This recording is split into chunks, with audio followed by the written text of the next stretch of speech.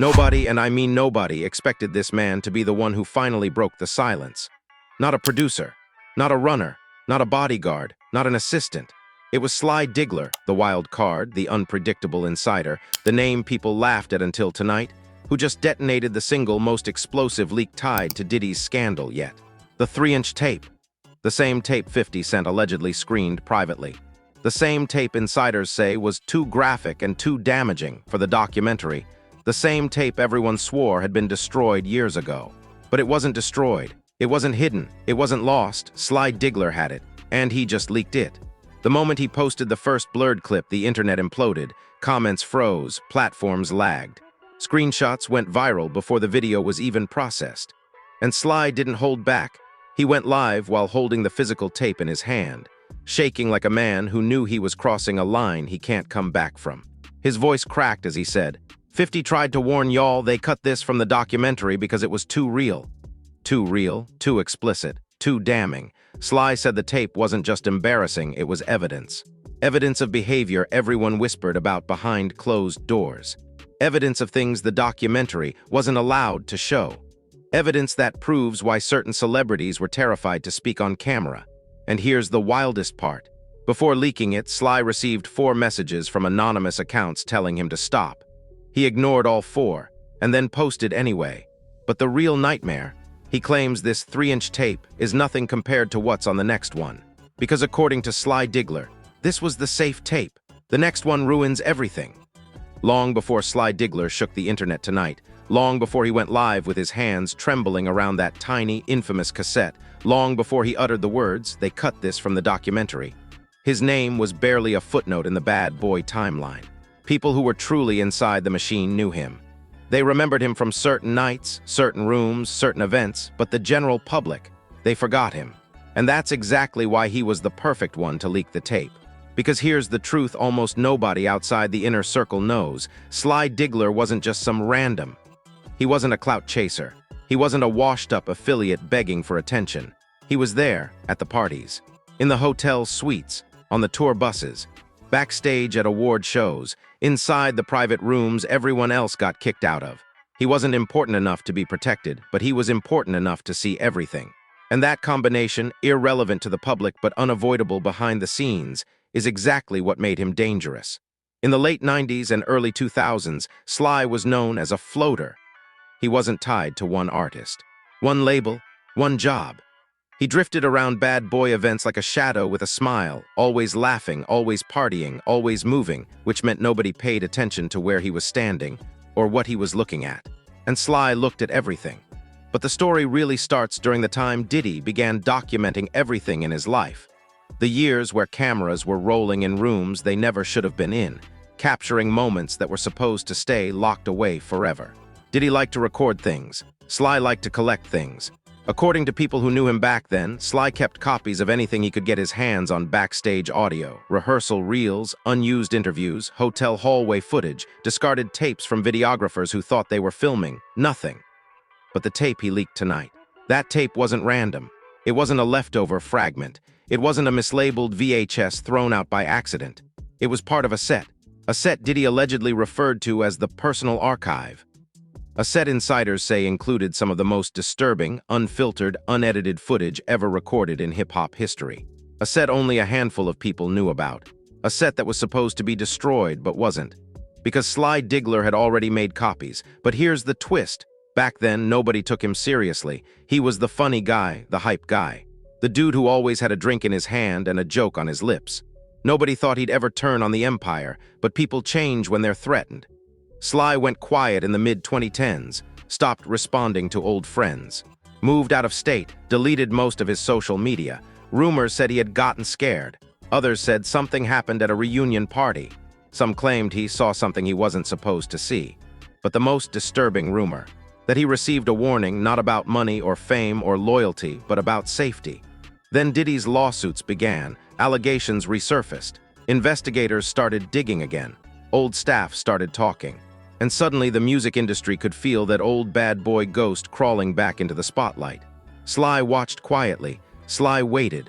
And then the documentary dropped. That's when everything snapped inside him. Insiders say Sly was furious, not because of what the documentary showed, but because of what it hid. The edits, the omissions, the carefully worded interviews, the absence of certain names, certain locations, certain events. He realized the documentary wasn't telling the truth. It was telling the approved truth. So when 50 Cent started hinting at banned footage, when he mocked the documentary publicly and claimed the real tapes were too shocking for TV, Sly felt something break inside him. He posted cryptic messages for weeks, things people ignored at the time. Y'all ain't ready for the small tape. 3 inches that can end a career. 50 was right. Some things shouldn't be censored. Everyone laughed. Everyone scrolled past. Everyone thought Sly was exaggerating again. But then he showed the tape. A tiny cassette no bigger than his palm, the kind used in handheld camcorders from the early 2000s. The kind Diddy's crew used constantly. And when Sly held it up to the camera, shaking, the room behind him went dead silent. He said, "I've been holding this for 19 years. They should never left me alone in that house." That one sentence confirmed every suspicion. He didn't steal it. He didn't find it. He took it from inside. He had access to somewhere he shouldn't have been, a room he shouldn't have entered, a drawer he shouldn't have opened, and he kept the tape for almost 2 decades. But why leak it now? That's the question the internet is melting down over. Sly gave the first hint when someone asked if he was scared. His response? No, not anymore. Then he said something even darker. The truth too heavy to carry alone. Meaning, someone else knew, someone else confirmed, someone else gave him the push he needed. And he hinted at this again when he said the words, "My part ain't revenge, it's exposure." But the true shocker came in his final line before he uploaded the clip. 50 didn't lie. He protected the wrong people. What does that mean? Why would 50 protect anyone? Who did he protect? Why? And what does the 3-inch tape show that even 50 was scared to let the world see? Because insiders say Sly didn't leak the whole tape tonight. He leaked only the part he thought the world needed to see first. Meaning, there's more, much more. And the next section of the tape, the part Sly refused to show yet, is the one that has the internet terrified.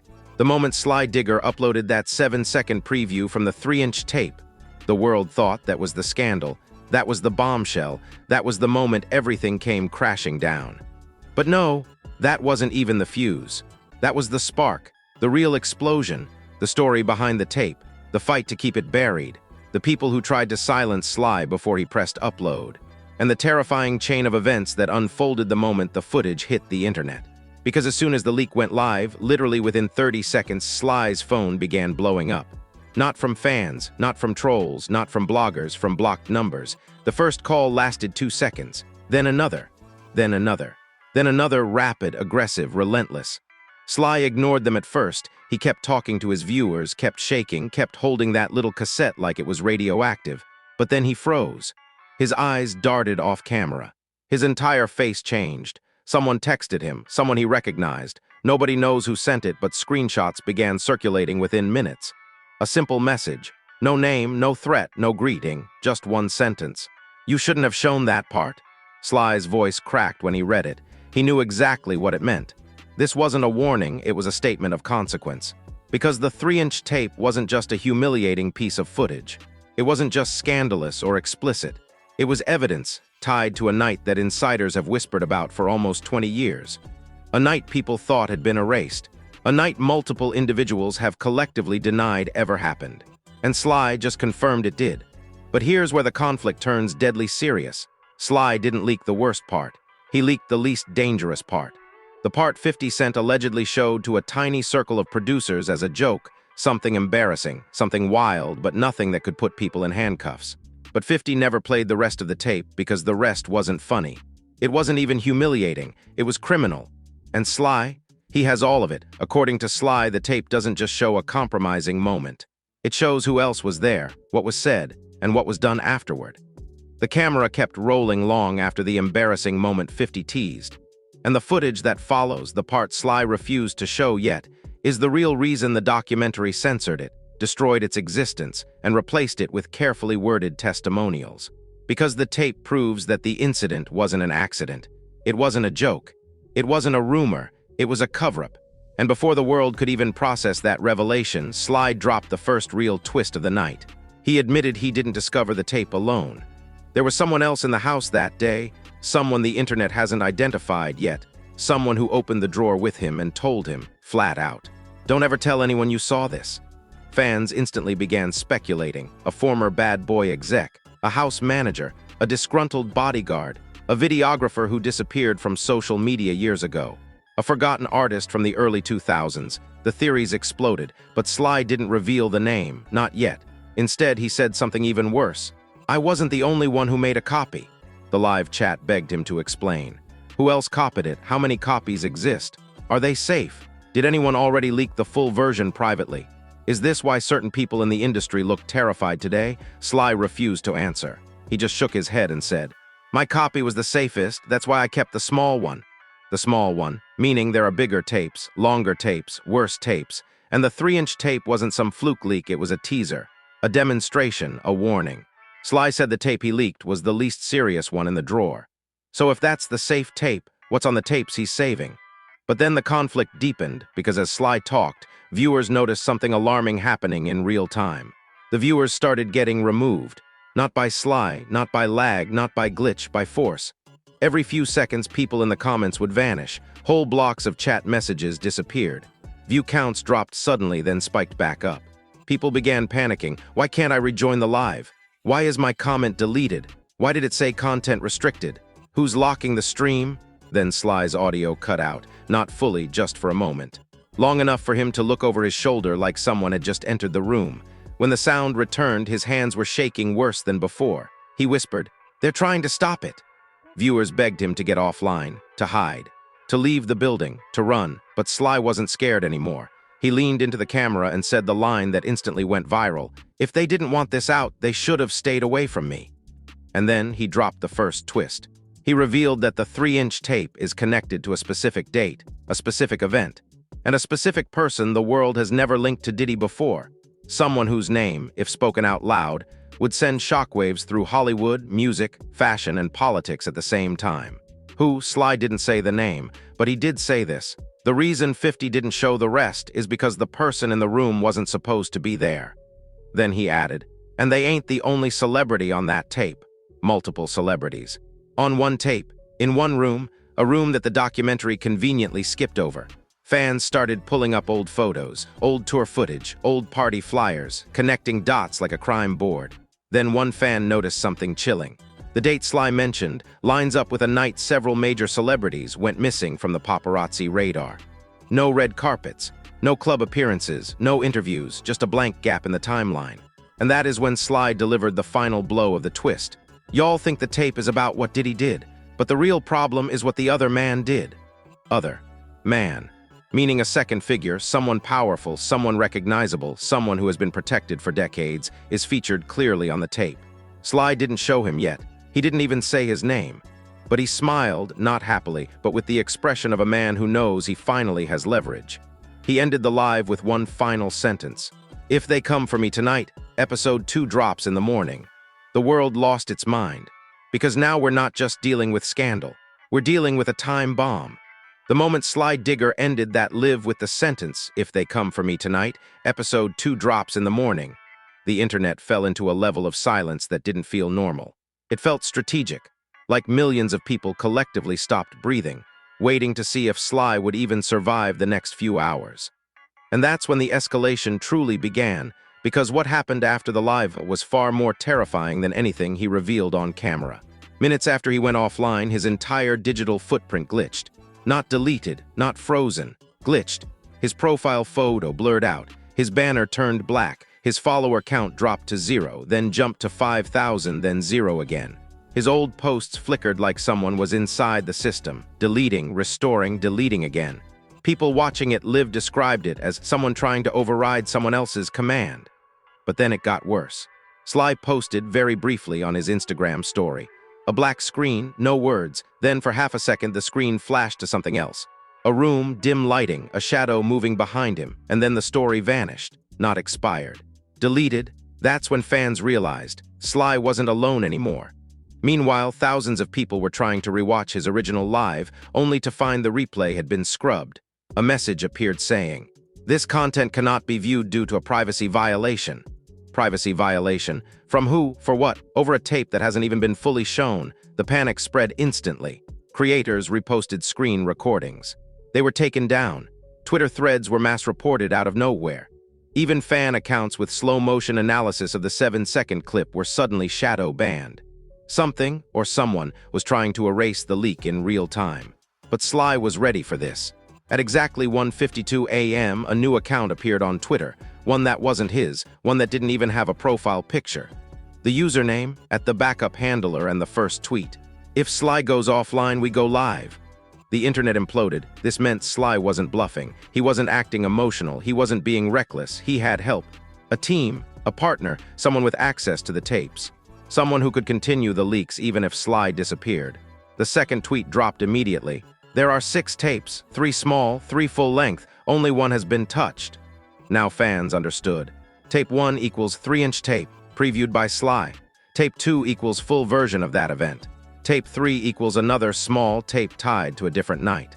Tape 4, 5, 6 equals long-format tapes containing faces, voices, and uncut sequences.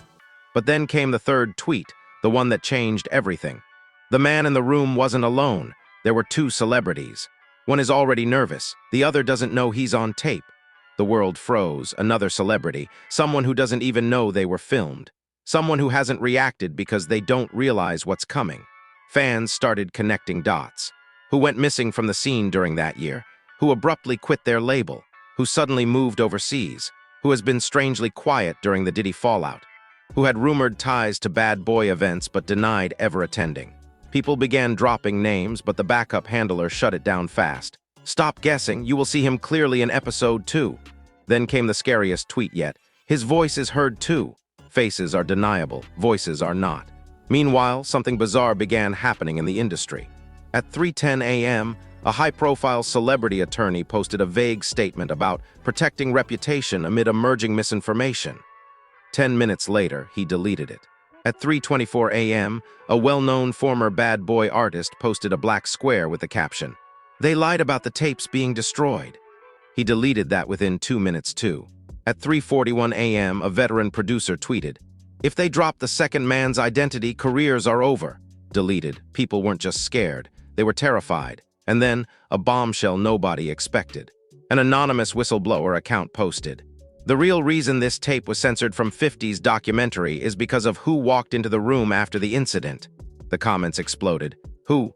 Who walked in? Who saw everything? Who covered it up? Then the whistleblower posted, "A man with political ties." Political. That word alone sent the entire situation spiraling into nuclear-level meltdown. Politicians, lobbyists, donors, a public official, a billionaire with influence. What was a political figure doing in that room at that moment on that night? The whistleblower didn't clarify. Instead, they posted one word: evidence. Meanwhile, the backup handler kept dropping hints. Next message: "There are timestamps proving multiple high-profile people were in the same building on the same night." Fans started pulling up old event flyers, photos from award shows, archived interviews, radio appearances, trying to match dates. Then the backup handler revealed the twist that sent the internet into a frenzy. The embarrassing part wasn't the reason the tape was banned. It was what happened after the camera kept rolling. The after. The part 50 never showed. The part Sly refused to play. The part Sly said would ruin everything. Then the backup handler dropped a message that sounded almost like a warning. People are going to deny this. People are going to cry editing. People are going to claim it's fake, but the audio destroys all denials. And then the final, horrifying reveal. There is a recorded conversation on this tape, 4 minutes long, 3 voices. One voice you all know. The world collectively lost control. Because if the tape contains a conversation, not just footage, and if one of the voices belongs to someone everyone knows, that means episode 2 isn't just shocking. It's career-ending, reputation-shattering, potentially criminal. Finally, at 4:12 a.m., the backup handler posted the last message of the night. Episode 2 is scheduled, you can't stop it. The drop is automated. Automated, meaning, even if Sly gets silenced, even if accounts get deleted, even if threats escalate, the tape will still drop. And the caption below, "The man in the room wasn't the only secret. The man outside the room is the real reveal." What does that mean? Is episode 2 about the celebrity in the room or the one who entered afterward? Either way, the world isn't ready. The moment the backup handler announced the drop was automated, the entertainment world didn't just panic, it fractured. Silence spread across certain celebrity circles like a virus. Group chats went dead. Publicists stopped responding. Studio executives who normally sleep through the night suddenly started calling each other at 4 a.m. And for the first time since the Diddy allegations resurfaced, major industry giants sounded genuinely afraid. Hollywood wasn't tweeting jokes.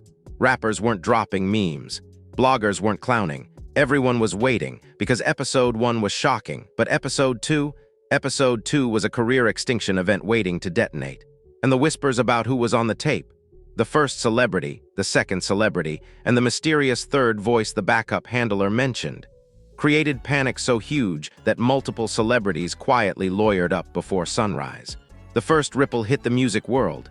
A certain platinum rapper, one who hasn't been tied to Bad Boy in over a decade, locked his Twitter. Fans noticed instantly because hours earlier he was posting motivational quotes.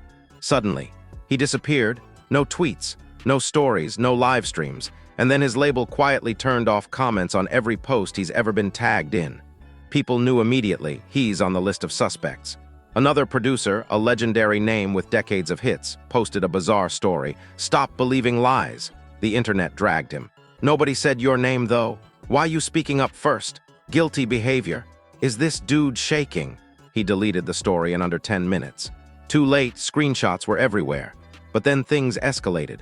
A major news outlet, the kind that never touches celebrity scandal, suddenly tweeted, "Sources confirm several high-profile individuals are preparing statements ahead of leaked footage." Preparing statements. Before the footage even drops, industry insiders began tweeting cryptic prayers. God protect the truth. May this bring closure. Some things are finally coming to light.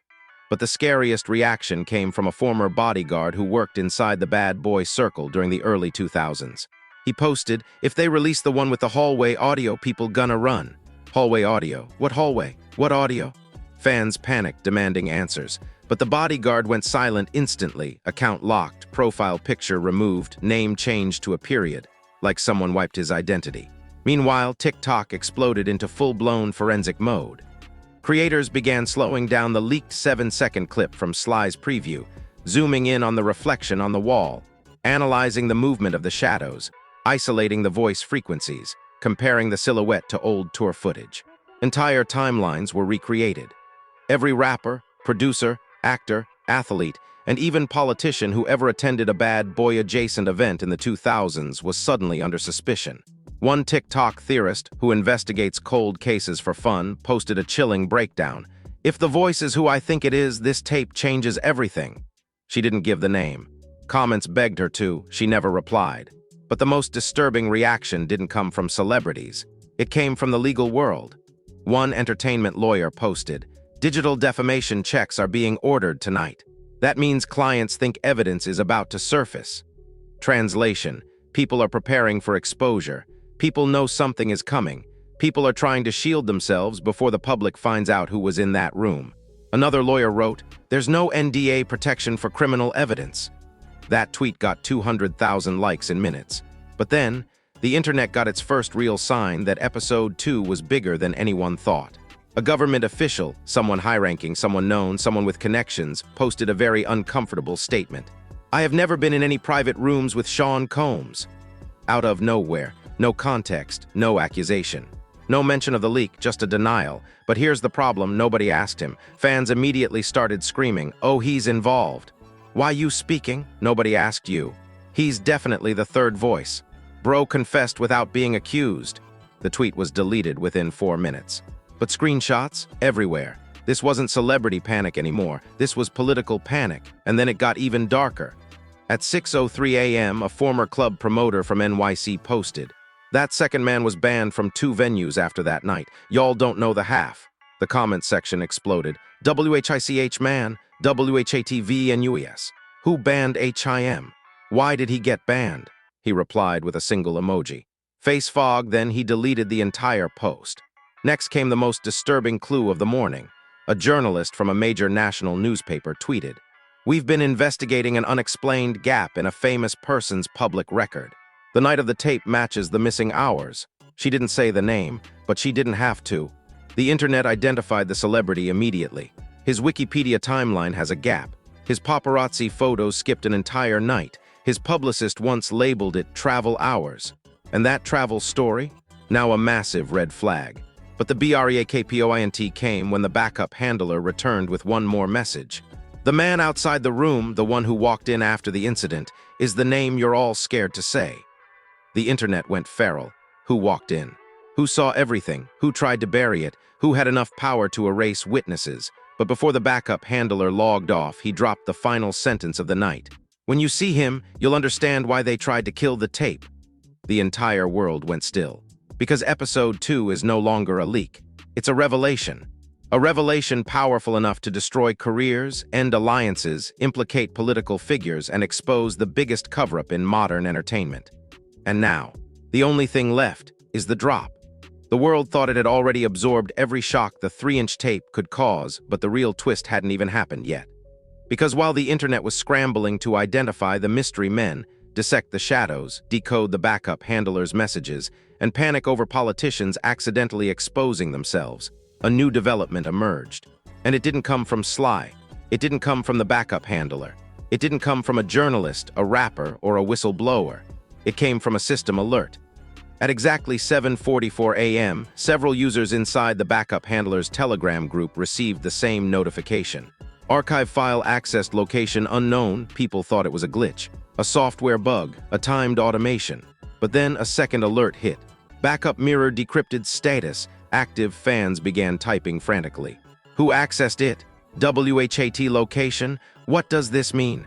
Is the drop live? Before anyone could answer, the backup handler posted a message so shocking it felt unreal.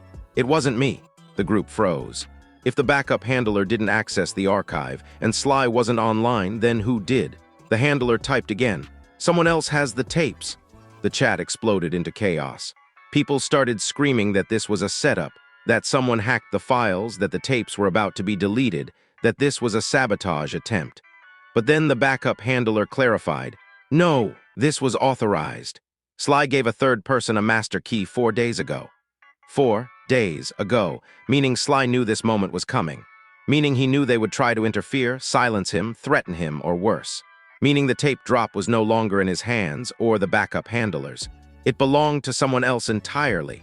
Someone nobody knew existed. Someone even the industry didn't realize was part of this operation. Someone quiet. Invisible, prepared. Someone Sly trusted more than anyone else. But here's where the twist gets terrifying. The handler revealed the code name of this third person. The Overseer. Nobody had heard that name before. Nobody recognized it. Nobody knew if it was a man, woman, insider, outsider, or someone who'd been watching all along. But the handler dropped one clue. The Overseer is the only one who has seen the full tapes. Meaning, the backup handler has snippets. Sly had physical copies, but the Overseer, he has everything, every second, every voice, every face, every timestamp, every location. And then the dread set in because the handler posted. The Overseer isn't leaking episode 2.